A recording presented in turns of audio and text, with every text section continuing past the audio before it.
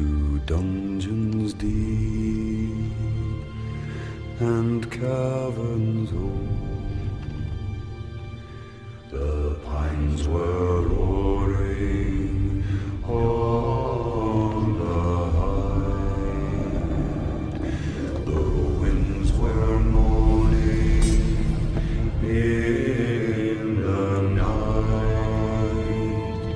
The fire was red, it flaming spread. The trees like torches blazed with light.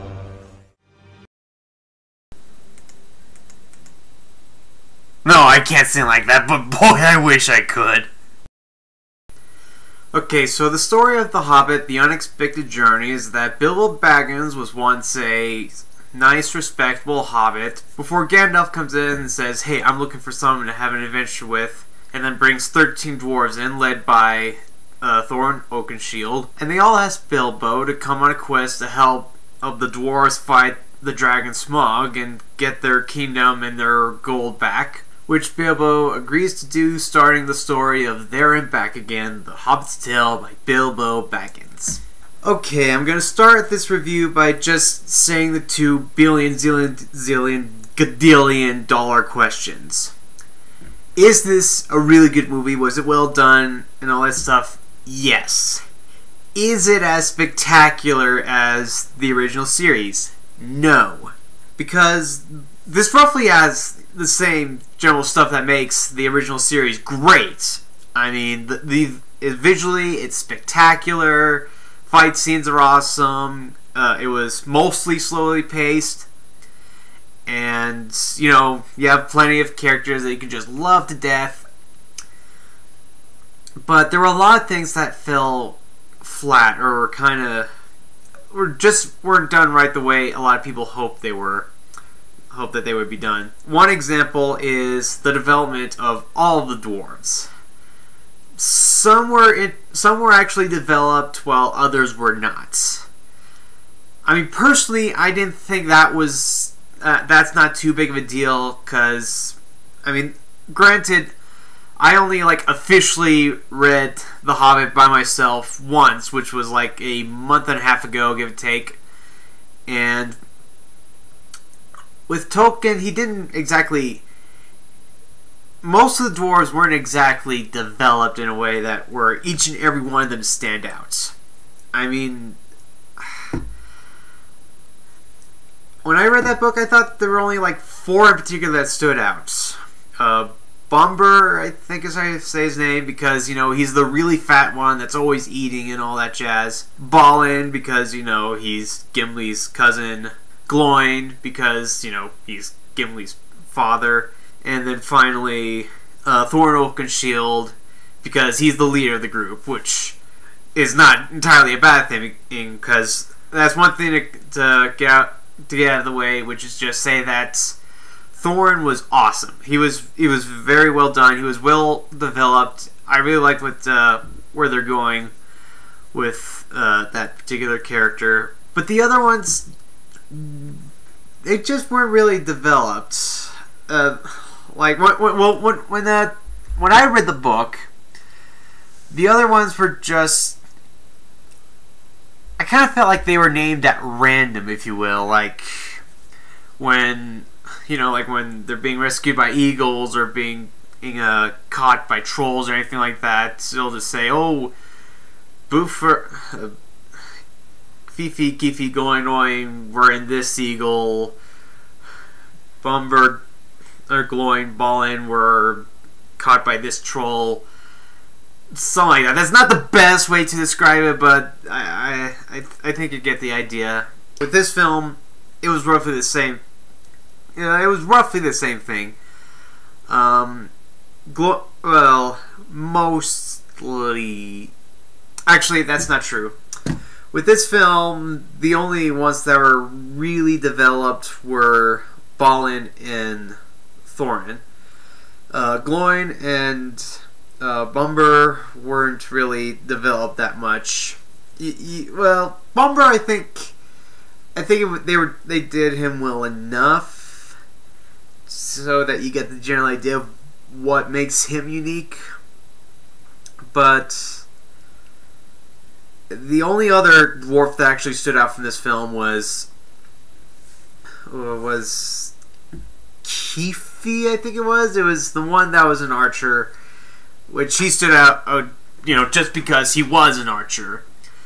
Everyone else, they're just dwarves. You might know the actors that plays dwarves from something. I know there were a couple that I was like, I wonder if I actually seen that particular actor before.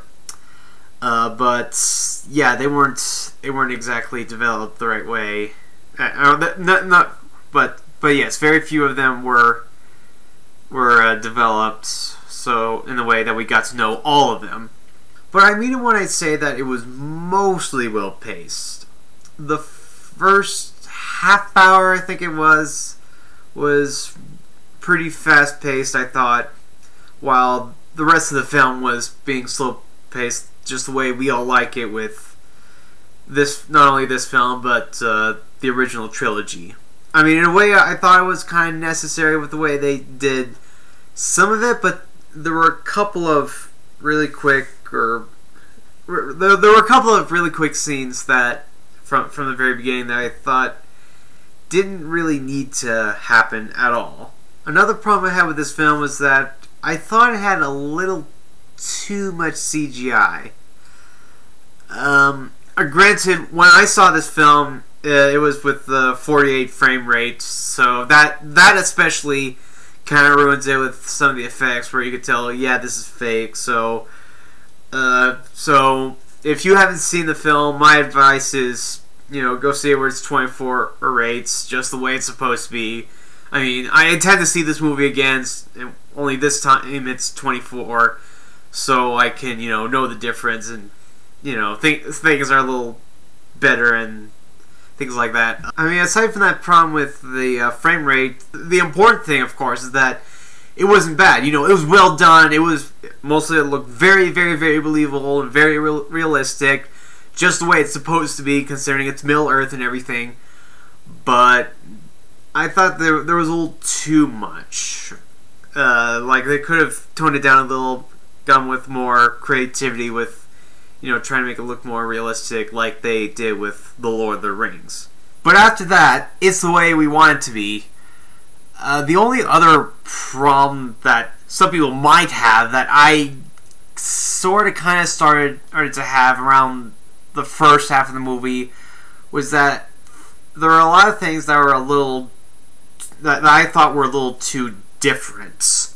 I mean, when I'm saying that, there were a lot of things that, like the setting and some of the new creatures and stuff like that, that made it think that for a while I thought, this isn't exactly Middle-earth. This seems more like a Middle-earth wannabe with these kinds of characters and these versions of orcs and stuff like that. But eventually I began to adapt to it, because as the movie went on, I started to remember, wait, yes, this is different, because there are different characters and stuff like that they do encounter in The Hobbit that they no way are anywhere close to or were able to do in The Lord of the Rings. And of course, The Hobbit is much lighter, it's more kid-like than The Lord of the Rings ever could be. So with that in mind, after a while, I became more accepted with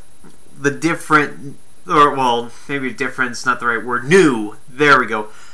I become more accepted with the new things that we encounter in Middle-earth through this film. And I also liked how they didn't focus on just stuff from The Hobbit. They also, brought up hints in there about, the coming events of Lord of the Rings, along with describing or mentioning, connecting, that I think that's the right way, connecting some certain things about Middle-earth. Not necessarily anything that's particularly important to the story of The Hobbit or Lord of the Rings, but, certain facts or certain bits of history of the world of Middle-earth that you might not know, and you might learn now through this film. So as far as learning a little more about the world of Middle Earth, besides what we know from The Hobbit and Lord of the Rings, this film gave us a little bit of that, which I personally enjoyed. So that's basically my review for The Hobbit: The Unexpected Journey. It's not terrible. I mean, at the end of the day, it's still a good movie. I'm all for buying it on Blu-ray and all that good stuff.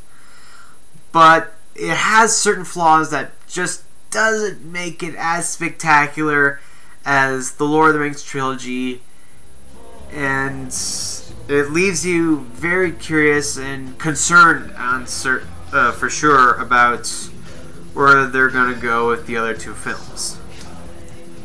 So with that all together, I give this movie an 85% out of 100. So if you want to see more of my videos, feel free to check them out on my channel. But if you want to see more, feel free to log on to my blog at hacksreviews.blogspot.com, where I have hundreds of reviews that you can read and enjoy. Until then, everyone, I am Hack. And if you want to know what that stands for and what in the world it has to do with my intro, feel free to ask me.